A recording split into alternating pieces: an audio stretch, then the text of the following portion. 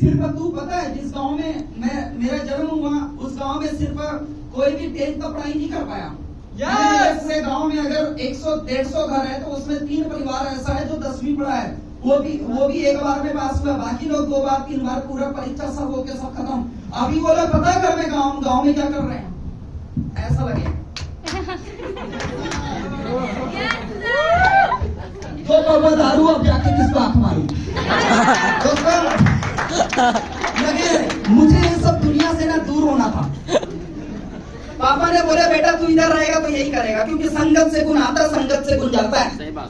10th की पढ़ाई करने के लिए मैं बालाघाट गया। जैसे ही 10वीं 11वीं और 12वीं की पढ़ाई बालाघाट में मैंने किया और 2012 में जैसे 12th पास किया तो उसी दिन सोचा था यार चलो इंजीनियर बन जाए।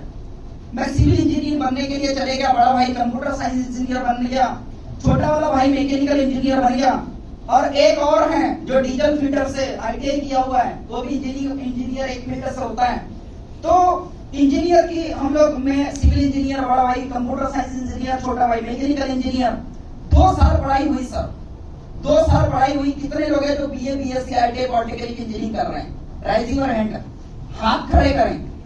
BA BSc ITI polytechnic engineering करने वाले हाथ खड़े करें। मैं आपसे सवाल कर रहा हूँ, जब 2 साल मेरी पढ़ाई हुई, मेरा इंजीनियर बनने के पीछे का खौफ था सर कि मुझे 40-50 हजार रुपए महीना फिक्स हो जाएगा।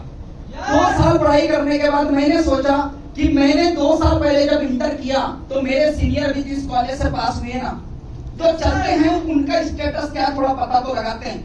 हम अपने सीनियर को फोन लगाए, 7 सीनियर को मैंने फोन लगाया। पहला वाले को मैंने बोला सर मैं आपका जूनियर बात कर रहा हूँ, 2012 में आपको मैंने फेयरवेल पार्टी दिया था, आपने हमको फ्रेशर पार्टी दिया था और उस दिन हमने आपकी विदाई पार्टी हमने करवाया था। मैं आपसे पूछना चाहता हूँ सर अभी आप क्या कर रहे हैं?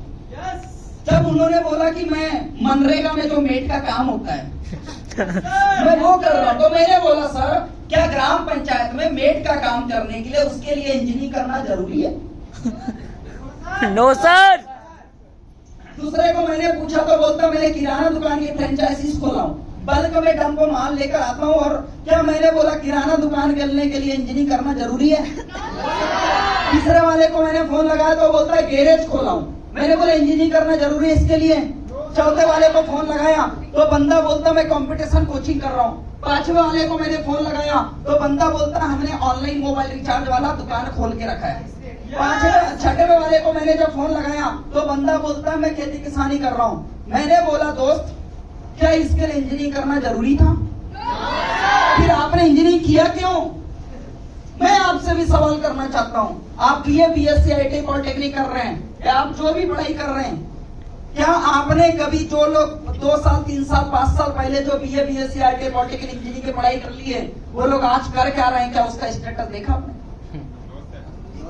हेलो, क्या आपने पास्ट में आपके जो सीनियर है वो BA करके पास हुए, आप BA करने के लिए गए हो तो आपने देखे वो BA करने के बाद उसका लाइफ कहां सेट हुआ? क्यों नहीं देखे? और बस आप चले गए हम भी BA करने, ITI करने के लिए, पॉलिटेक्निक इंजीनियरिंग करने के लिए चले गए। दोस्तों मैं आपको यह समझाना चाह रहा हूं कि अगर उससे जब भविष्य नहीं बनता तो मुझे कुछ ना कुछ दूसरा काम ढूंढना पड़ेगा। उस दिन मैंने सोचा 2014 में ऐसा काम करूंगा कि दुनिया देखते रह जाएगी और दोस्तों इनके चक्कर में रहूंगा। तो मेरा 2 साल तक के सिर्फ 69% का डिग्री था। मेरा ज्यादा पढ़ा लिखा आदमी नहीं हूं मैं, सिर्फ 69% का डिग्री था। और 2014 में मैंने डायरेक्ट सेलिंग की शुरुआत किया। You are very lucky person, आप नसीब वाले इसलिए हैं कि आप इस हॉल में बैठे हो। मुझे जब पहली बार प्लान हुआ तो बस स्टैंड के चाय के टपरे में हुआ। अरे भाई लाखों रुपए आते हैं करके कोई समझाए, इतनी बड़ी प्रॉपर्टी में समझाए तो भरोसा भी हो। चाय के टपरे में जहां पर बस वाला चिल्ला लाल बर्रा वाले इसका थोड़ी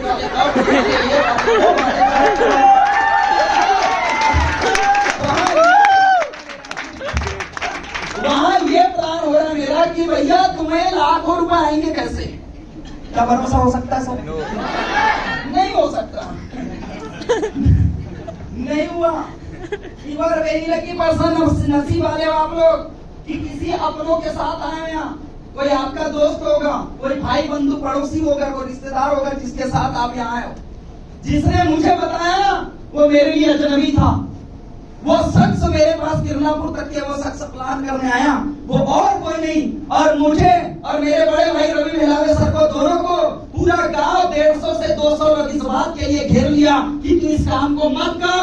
और वो एक शख्स को घेरा गया, उस शख्स का नाम था city king engineer Pramod Singh.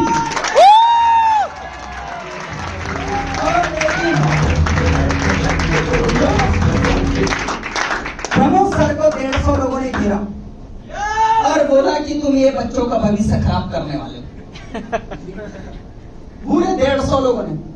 Pramod sir का एक ही सवाल जवाब, क्या आप इनका भविष्य बना के दे रहे हो? क्या इनकी घर गाड़ी कार बंगला आप लाके दोगे? चलो ठीक है, मत कर, नहीं करवाता मैं इनको ज्वाइन। अगर लाके देते हो और स्टाम्प पेपर में लिख के देते हो तो मैं इनको प्लान में नहीं दिखाऊंगा। सब एक एक गायब होने लगे, सब गायब। बोले हम क्यों आएंगे? वो मेहनत करेंगे, वो पढ़ाई करेंगे, वो नौकरी करेंगे, फिर छोकरी मिलेगी। और फिर उसके बाद बच्चे पैदा कर, अरे अपना खुद का नहीं हुआ, कहां से बच्चे का बना पाएंगे?